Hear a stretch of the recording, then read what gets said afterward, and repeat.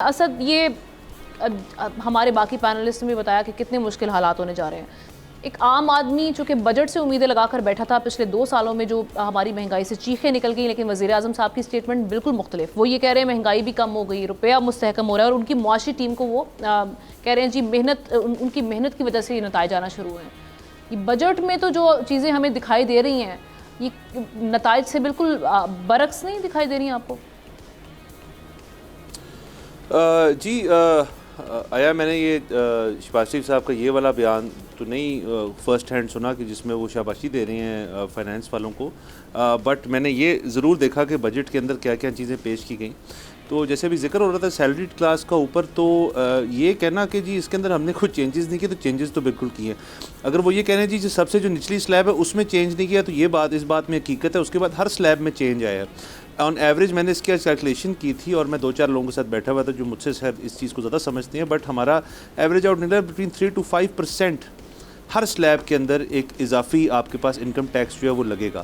اس کے ساتھ ساتھ جو سیلریڈ لوگ ہیں اس کے اندر جی ان کی جو بیسک چیز ہوتی ہے نا، اب میں ذرا سوشل پوائنٹ آف ویو سے اس کو ڈسکس کر لوں، کیونکہ اس کو جو نمبرز ہیں وہ تو آئی تھنک کافی حد تک ڈسکس ہو گئے ہیں.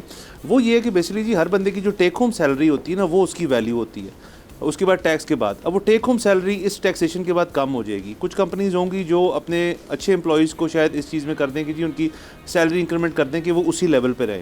کچھ ہوں گے جو وہ یہ نہیں کر پائیں گے. اس کے بعد ایک شخص کی ٹیک ہوم کم ہوگی تو اس کے اندر بیسکلی اس کا ایک بیس ہوتی ہے ہر شخص کی کہ جی میری لائف سٹائل مینٹیننس کے لیے میں نے اتنے پیسے رکھے ہوئے ہیں after bills and every thing. وہ لائف سٹائل کا جو مینٹیننس کا فنڈ ہے نا وہ اس چیز سے بیسکلی کم ہوتا ہے. یہ آپ سیلری کلاس لے لیں اپ ٹو 50,000 پر منتھ سے لے کے اپ ٹو 1 کروڑ پر منتھ پہ لے جائیں، ہر بندے کو اس چیز سے فرق پڑے گا. نمبر 1 یہ ہے. دوسرا اس کے اندر یہ چیز ہے کہ اگر تو بدتدریج اس ملک کے اندر تنخواہیں بڑھ رہی ہوتی، اکانومی کا پہیہ چل رہا ہوتا، تو پھر this would not have mattered. اب اصل میں مسئلہ یہ ہے کہ ہمارے ملک میں یہ تنخواہیں بڑھانا جو ہے ایک بڑا سنجیدہ مسئلہ ہے جو کوئی نہیں کرتا، کوئی اسٹیٹ بھی نہیں کرتا. کوئی کارپوریٹ کلچر کے اندر بھی آپ کے جو اپریزلز ہیں اور آپ کے انکریمنٹس ہیں وہ ڈفرینٹ لگتے ہیں. کوئی بندہ جسی کاروباری جگہ میں کر رہا ہے تو وہ سوچ بھی نہیں سکتا اس چیز کو.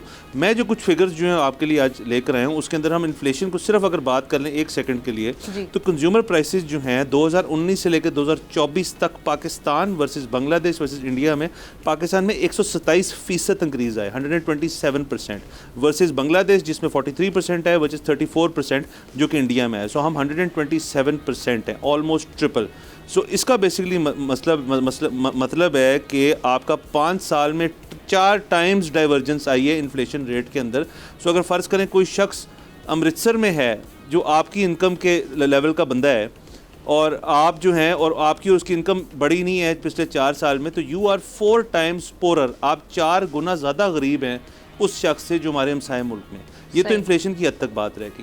اس کے علاوہ انہوں نے جو باقی پالیسیز ساری بنائی ہیں، مطلب آپ آٹو سیکٹر کو دیکھ لیں. اب اس کے اندر جی ہم تو دیکھا تھا کہ چائنا گئے ہیں جی بیٹریاں آئیں گی، الیکٹرک وہیکلز آئیں گی، 3 ویلر 2 ویلر کے اوپر آئے گا. آپ نے اٹھا کے الیکٹرک وہیکل کے اوپر ایک سبسڈی تھی کم کر دی، وہ آیا اور آپ نے ہائر کاسٹ الیکٹرک وہیکل کی ہے، لیکن الیکٹرک وہیکلس کی کاسٹ ویسے ہی زیادہ ہوتی ہے.